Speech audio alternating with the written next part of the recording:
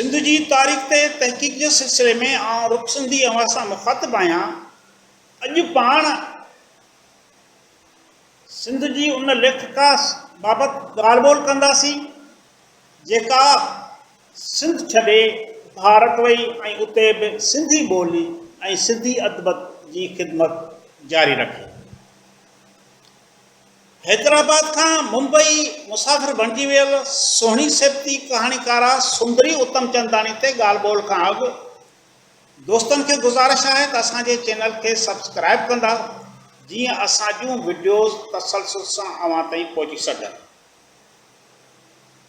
सुंदरी उतमचंदानी सिंध जे सकाफ़ती सुञाणप रखंदड़ शहर हैदराबाद में 28 सितंबर 1924 ते जनम वरितो। जॾहिं त बरे सगीर तां अंग्रेज़नि जे कब्ज़े जे ख़ात्मे खां पोइ पंहिंजे वतन जा वण छॾे परदेस यानी भारत लॾ पलाण करे हली वई। हिन प्राइमरी तइलीम हैदराबाद जे शोकीराम चांडूमल स्कूल नेवंसफील्ड स्कूल में हासिल कई। जॾहिं त मैट्रिक 1942 में तूलाराम गर्ल्स हाई स्कूल में 18 वरियनि जे ॼमार में कयईं। इंटर साइंस करण बैदि कराची के मेडिकल कॉलेज में दाख़िला न मिलण करे हिन पंहिंजी पढ़ाई अध में छॾे ॾिनी। कुछ महीननि खां पोइ संदसि मङणो एजी उतम सां थियो जंहिं खेसि पढ़ण लाइ हिमथायो, पर उन्हनि ॾींहंनि में हैदराबाद में मेडिकल कॉलेज न हुयो। उन करे पढ़ाई जारी रखण लाइ साधू वासवाणी जे मीरा कॉलेज जे आर्ट्स फैकल्टी में दाख़िला हासिल कयो। जंहिं बैदि हुन बनारस यूनिवर्सिटी में 1949 में BA जी डिग्री हासिल कई। सुंदरी नंढे खंड जे विरहाङे खां पोइ SNDT यूनिवर्सिटी मां सिंधी ऐं अंग्रेज़ी अदब में MA जी डिग्री हासिल कई। तइलीम मुकमल करण खां पोइ हिन कुझु वक़्तु लाइब्रेरियन ऐं बाद में मास्तराणी जी नौकरी कई। जंहिं बैदि खेसि मुंबई जे KG खलनानी कॉलेज में लेक्चरार मुक़ररु कयो वियो, जितां पाण रिटायरमेंट हासिल कयईं। सुंदरी सिंधी ॿोलीअ जी तरक़ीपसंद लेखक एजी उतम सां शादी कई। सुंदरी 1946 खां 22 सालनि जी उमिरि में लिखण जी शुरूआत कई।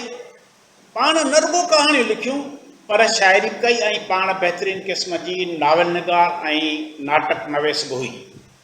नाम्यारे लेखक यूसुफ सिंधी सुंदरी बाबति पंहिंजे मकाले में लिखियो आहे त सुंदरी खे राग पिणु तमामु घणो वणंदो हुयो, जंहिं लाइ हिन सिंध में ब्रह्मानंद खां बाक़ाइदे राग ॻाइण जी सिख्या वरिती हुई। इन्हीअ खां अलावा हिन खे नाटक सां बि लॻाव रहियो। हिन अदाकारा जी हैसियत सां अमलह माणकनि जो वापारु ऐं ॿियनि केतिरनि ई नाटकनि में पिणु किरदार अदा कयो। हिन सिंधी फिल्म सिंधूअ जे किनारे में पिणु सुठी अदाकारी कई। उन खां अलावा ऑल इंडिया रेडियो तां बि हिन केतिरनि ई नाटकनि में हिसो वरितो। सुंदरी रेडियो TV समेत स्टेज जे आर्टिस्ट तौर बि पंहिंजा जोहर ॾेखारिया। सुंदरी कराची में औरतुनि जे रिसाले साथीअ जी कुझु वक़्तु एडिटर बि रही ऐं उन दौरान हिकु रूसी कहाणी तर्जुमो करे इन रिसाले में छपाई। हिन खे उथंदे ई अदबी माहौल मिलियो। तरक़ी पसंद वीचारनि ॾांहुं लाड़ो रहियसि। संदसि पहिरीं लिखणी मुंहिंजी धीउ हुई, जेका 1946-47 धारे साथी मैगज़ीन में शाया थी।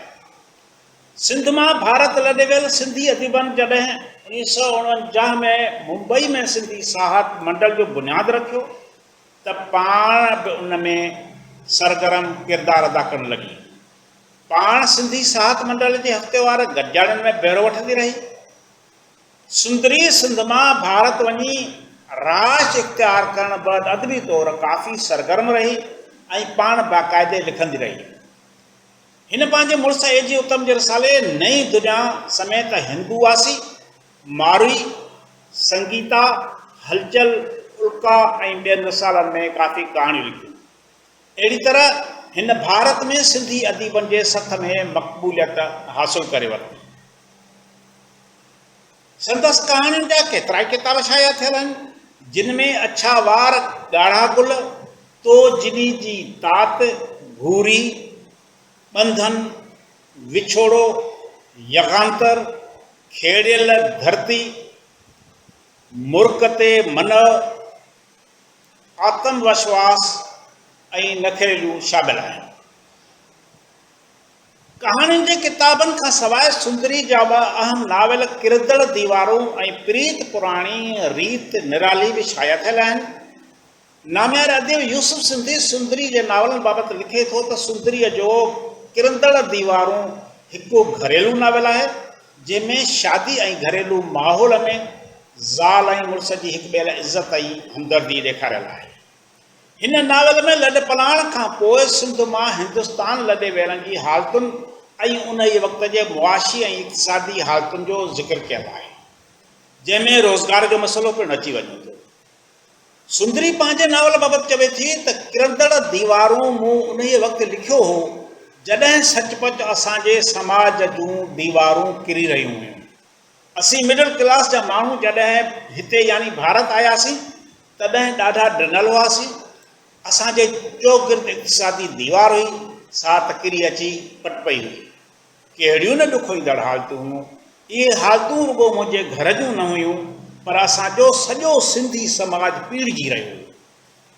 इहो ई दर्द हो जंहिं मूंखां इहा आखाणी लिखाई ऐं इहा ई आखाणी उन वक़्त जे सिंधी समाज जो अक्स आहे, हिकु उत्साह आहे।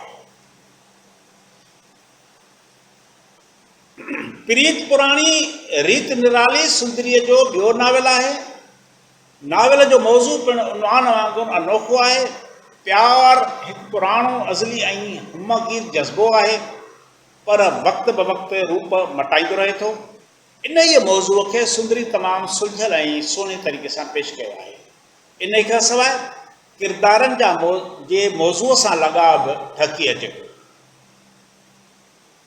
सिंधी ॿोलीअ जी हिन लेखका दुनिया जे बहितरीन अदब मां कुझु नावल पंहिंजे ॿोली सिंधीअ में बि तर्जुमो कया जिनमें मैक्सम गोरकी जो नावल टुटल साज़, कृष्ण चंद्र जो नावल प्यासी धरती प्यासी दिलड़ियूं, अमृता प्रीतम जो नावल हिकु ससुई सूर ऐं मलयालम ॿोलीअ जे लेखक तक्षी शंकर जो नावल सागर जी संतान शामिल आहिनि।